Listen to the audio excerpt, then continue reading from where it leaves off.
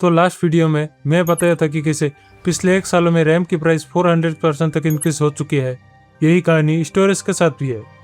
जो SSD 1 साल पहले 2000 का आता था, वही SSD की प्राइस इंक्रीज होकर 6000 तक पहुंच चुकी है। आज इस वीडियो में डिस्कस करूंगा वो सारी इंपॉर्टेंट चीज़ें जो आपको SSD खरीदने से पहले ध्यान रखनी चाहिए, और लास्ट में आपको ये भी बताऊंगा कि सबसे सस्ते में SSD कहाँ से खरीद सकते हो। तो सबसे पहले ये जान लो कि कंप्यूटर में स्टोरेज की काम क्या होती है। इन सिंपल वर्ड, स्टोरेज तुम्हारी कंप्यूटर की हर तरह की डाटा को स्टोर करती है, लाइक कंप्यूटर के operating system, software, data, games, photo, video और भी तरह की डाटा को स्टोर करती है। ये स्टोरेज जितना ज्यादा होगा उतना ही डाटा को स्टोर कर सकते हो। तो पॉइंट नंबर 2 इसकी आपको कितना GB स्टोरेज की जरूरत है। वेल, ये डिपेंड करता है तुम्हारी बजट और यूज केस के ऊपर। अगर आप नॉर्मल यूजर हो, यानी बेसिक ऑफिस वर्क, ब्राउजिंग या नॉर्मल प्रोग्रामिंग करते हो, तो आपके लिए 256 GB या 500 GB काफी है। अगर आप गेमिंग करते हो तो आपको आज के टाइम पे कम से कम 1 TB स्टोरेज लेना ही चाहिए।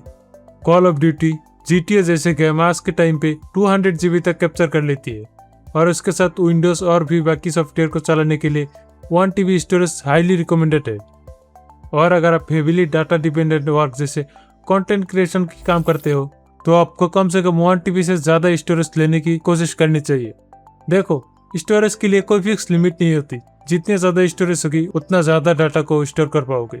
अगर चाहो तो 500 GB में भी गेमिंग या वीडियो एडिटिंग कर सकते हो, लेकिन फिर बीच बीच में स्टोरेज को खाली करनी पड़ेगी।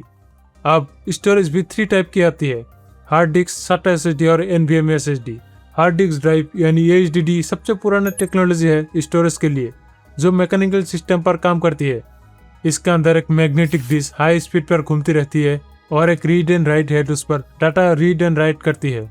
इसी वजह से हार्ड डिस्क काफी सस्ती होती है, लेकिन आज की मॉडर्न सॉफ्टवेयर और गेम के लिए ये काफी स्लो है। अगर आप HDD को प्राइमरी स्टोरेज बनाओगे जिसपे विंडोज इंस्टॉल होगी, तो ओवरऑल कंप्यूटर भी स्लो फील होगी। उसके बाद आती है SATA SSD।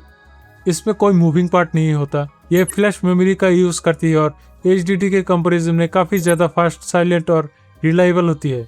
इसलिए विंडोज बूट होने से लेकर सॉफ्टवेयर ओपन होने तक सब कुछ नोटिसेबली फास्टर फील होती है। और लास्ट में आती है NVMe SSD। ये भी फ्लैश मेमोरी यूज करती है, लेकिन SATA की जगह PCI इंटरफेस का यूज करती है। इसी वजह से इसके स्पीड SATA SSD से भी काफी ज्यादा होती है, लेकिन इसके प्राइस भी जनरली ज्यादा होती है। अब देखो, इन तीनों में से कोई भी तुम्हारा काम चला सकती है, लेकिन डिफरेंस आएगा स्पीड पे। तो मेरा रिकमेंडेशन है कि तुम अपना प्राइमरी वर्क जैसे विंडोज बूटिंग, गेम या फिर एडिटिंग सॉफ्टवेयर के लिए NVMe SSD का यूज करो, और फाइल को स्टोर करने के लिए SATA SSD या फिर HDD का यूज कर सकते हो। अब NVMe SSD की भी अलग अलग जेनरेशन होती है, Gen 3, Gen 4, Gen 5। ये जेनरेशन मेनली स्पीड को रिप्रेजेंट करती है। Gen 3 लगभग 3500 मेगाबाइट पर सेकेंड, Gen 4 लगभग 1700 मेगाबाइट पर सेकेंड और Gen 5 लगभग 12,000 मेगाबाइट या उससे भी ज़्यादा स्पीड दे सकता है। लेकिन इसका मतलब ये नहीं है कि हर किसी को Gen 5 की SSD की ज़रूरत है। अगर आप गेमिंग, प्रोग्रामिंग, ऑफिस वर्क या नॉर्मल डेली यूज़ करते हो, तो आज भी Gen 3 और Gen 4 SSD आपको एक्सीलेंट परफॉर्मेंस देगी। अब SSD में और भी टर्म्स होती है जैसे DRM, कैश और नॉन फ्लैश, लेकिन अगर आप इस वीडियो में बताई गई चीज़ों का ध्यान रखोगे तो गलत SSD खरीदने का चांस बहुत ही कम हो जाएगा।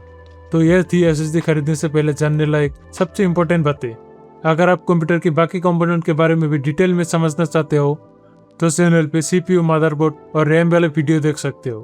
आप आते हैं सबसे सस्ते में SSD कहाँ से खरीद सकते हो।